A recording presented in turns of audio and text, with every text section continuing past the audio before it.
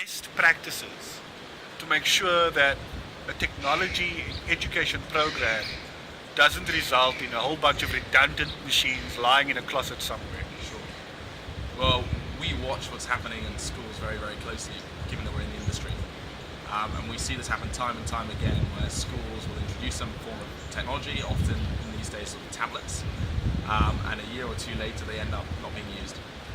And even during those first 2 years are not used in various innovative ways. The major problem tends to be when schools do not invest in the education of their own staff beforehand.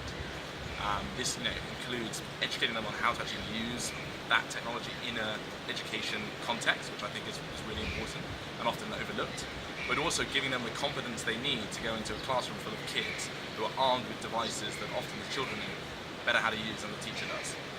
So members of staff need the confidence to actually be able to make use of that technology in the first place. I think the other thing that often gets overlooked is the infrastructure that comes with using technology. Again, particularly in the case of tablets these days.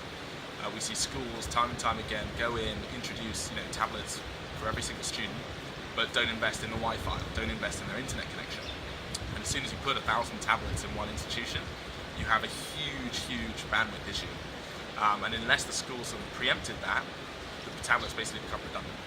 So whenever we talk to schools and whenever we look at this, the schools who do it best tend to be the ones who have invested heavily in both their research and education of their own staff beforehand, often spending even a year or two to get familiar with the technology and discover how to use it themselves in the classroom before actually rolling it out to all their students.